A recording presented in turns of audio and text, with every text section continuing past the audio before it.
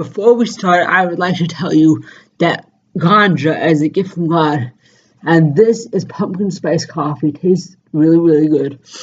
So I pray always that my coffee becomes ganja. Ganja inspires you to write, to preach, to sing and dance and do the things you love. And this is going to be the second part of my sermon series on chastity and monogamy.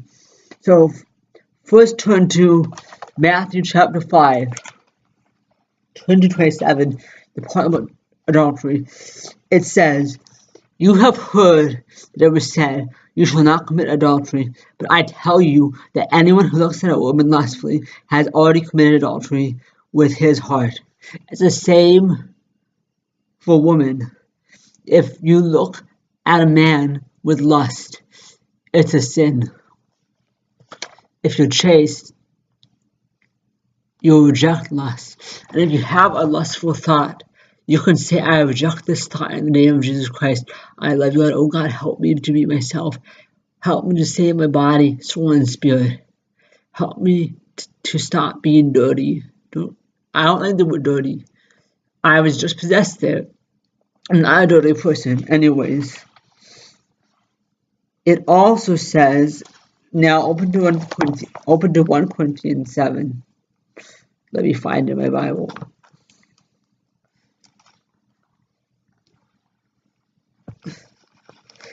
In 1 Corinthians 7, 27-28. Finding it. This is 6. Here's 7. Give me a second. This is my Bible. 1 Corinthians 7.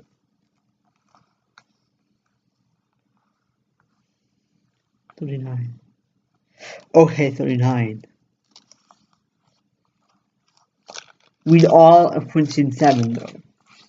But I'm gonna concentrate on verses 39 through 40. It says, "A woman is bound to her husband as long as he lives. But if her husband dies, she is free to marry anyone she wishes. But he must belong to the Lord. In my judgment, she is happier if she stays as she is. And I think that I too have the Spirit of God. This means that if your soulmate goes to heaven, wait for him. Be patient and wait." It's hard sometimes waiting for your soulmate, but let go of all the people you've ever been in love with and sanctify yourself for your soulmate that you'll find, or your soulmate that you lost, and that will come back to you.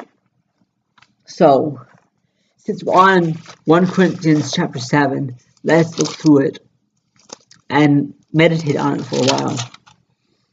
So it says, "Now for the matters," this is the beginning of 1 Corinthians 7. "Now for the matters you wrote about, it is good for man to not have sexual relations with a woman. But since sexual immorality is occurring, each man should have sexual relations with his own wife, and each woman with her husband." This is saying sex is immoral. I think it was translated wrong. "The husband should fulfill his marital duty to his wife, and likewise his wife to her husband." This is the part that I don't agree with. Now, it might be blasphemy to not agree with something in the Bible, but even though every part of the Bible is breathed by God, there are false translations in the Bible, and I don't think that's Christian to say the wife doesn't have authority over her own body, because God wants to have authority over your own body. You're not required to show your body to your soulmate until you're ready. You're not required to have sex even after marriage until you're ready. But it says the wife does not have authority over her husband, but yields to her husband. This is one of the reasons a lot of people hate Christianity. They hate Christianity because of this verse. In the same way, the husband does not have authority over his own body, but yields to his wife. So this is my heaven Bible. So at least they're equal. You let your body be your husband's body. He lets his body be his wife's body. I think it means soul, personality. That you be conjoined by the soul. I think that's what it means. It means you should be conjoined by the soul, and that you love each other with all of you. Then it says, not deprive each other, except perhaps by mutual consent. This is the most important part of this chapter of 1 Corinthians. You must have mutual consent before having sex, before giving your husband your body. Giving your body is one way of saying making love. So it says, do not deprive each other except perhaps by mutual consent. If one person doesn't want it, deprive them of it and just do something different. So that you may devote yourself to prayer. So pray instead of having sex. Pray that you can stay chaste. Then it says, then come together so Satan will not tempt you because of your lack of self-control. Help people resist the devil and demons and have self-control and don't curse each other.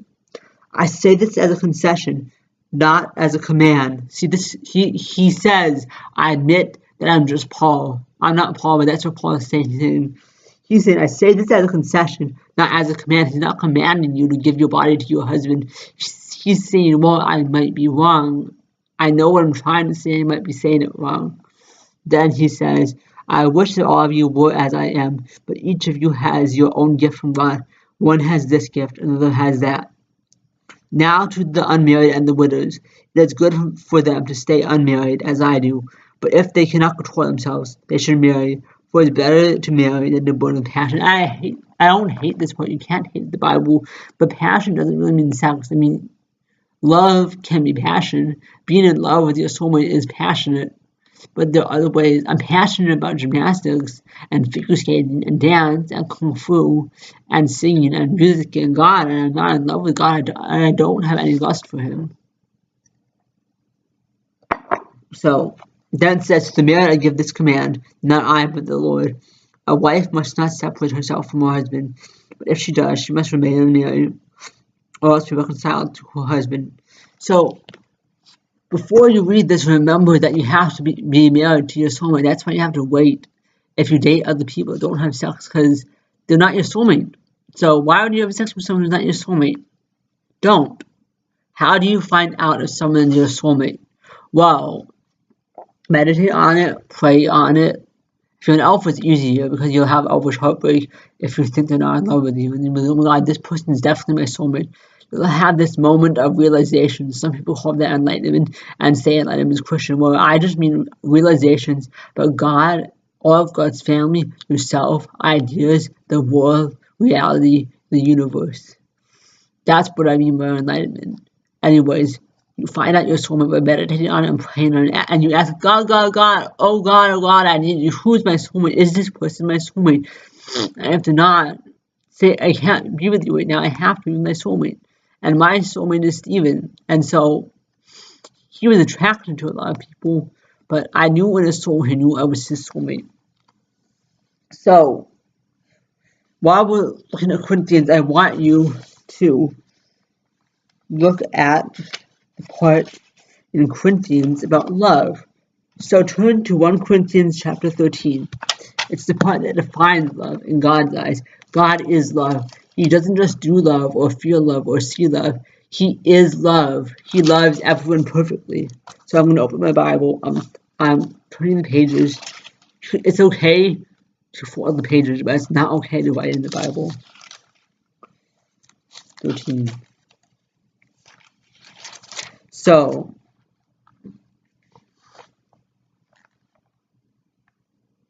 it says, chapter 13, I'm going to start with verse 3. If I give all I possess to the poor and give over my body to hardship, that I may boast, but do not have love, I gain nothing. Love is patient, love is kind. It does not envy, it does not boast, it is not proud, it is not dishonest. Love is patient, love is kind. It does not envy, it does not boast, it is not proud, it does not dishonor others, it is not self-seeking, it is not easily angered, it keeps no record of wrongs. Love does not delight in evil, but rejoices with the truth. It always protects, always trusts, always hopes, always perseveres. Love never fails, but where there are prophecies, they will cease. Where there are tongues, they will be still. Where there is knowledge, it will pass away. But we know in part, and we prophesy in part. But when completeness comes, what part disappears? When I was a child, I talked like a child. I thought like a child. I reasoned like a child. Then ever since he became a man and put childhood behind him, but I stayed a child. So that's really important. So think about the meaning of love while you're waiting for marriage for your soulmate. It's just water. God said he turns water into wine, and so my soulmate always prays that his water becomes wine. And I pray that all of his wine becomes water, or ganja. So, chastity requires love. You have to love yourself to love someone else. That's why you have to wait for marriage. Save your body for your soulmate. Love your soul, your spirit, your body. Try to love your body just the way it is. And if you don't like your abs, or don't like your butt, hate your chest, work on it. Do spot training on your abs, your chest, your butt. There are many exercises you can do to try to improve your body. But love yourself beyond your body. Be chaste to yourself too. Don't masturbate. Don't do things that are bad for your body. I think it is okay to get tattoos as long as it's meaningful. See, I have a phoenix tattoo. To me, my phoenix tattoo means resilience, immortality, truth. I'm this short, I don't have it yet, but I'm going to get a dove tattoo that resembles purity and love and grace. I haven't decided where I'm going to get it. I don't even know if you can get tattoos in heaven, but if not, I'll visit Earth and get a tattoo of a dove. Because I think I should have more than one tattoo. Not as many as my friend Sarah, but I really want a dove here. I'm glad I have a phoenix here. I'm glad I'll have it forever. I really want a dove here to symbolize my chastity and my purity. So, in my last sermon on chastity, I said, wait, what did I say? Okay, let's forget about that. I said, stay chaste to your soulmate. I said, stay chaste. That's it. Stay chaste even after marriage. You have to devote your soul to your husband. And sex includes the soul. It's marriage. Sex is making love. So find beauty in God's eyes. Find love in his life. Let him teach you how to love while you're waiting for Mr. Right. Sing hymns, worship, dance, pray. Listen to the hymn, Lord of the Dance. Think of life as one big, never-ending life. Death is not real anymore. God defeated death on the cross, and this is the beginning of the second coming.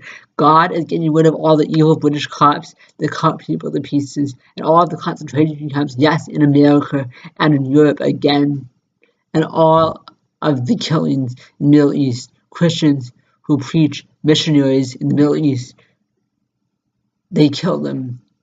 They sacrifice themselves. They're martyrs. I'm not meant to be a martyr.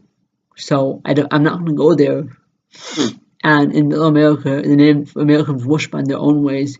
They have some belief, but they believe the wrong things because they don't have the Bible. No one ever gave them the Bible. That's why it's so much important for them to be missionaries. I've always wanted to be a missionary in Middle America, in Peru, in Brazil, and the Amazon. So stay chaste because you love yourself. Save your body, soul, and spirit for your soulmate. Save yourself for the man you're going to marry, the man you're meant to be with forever. Don't think of it as force. There's no force. You're not required to have sex with your husband. Never. If you don't want it, if you're not in the mood, if you don't feel ready, say no, I'm not ready. This is wrong right now. This is something else. We have to both want it. That's all for now.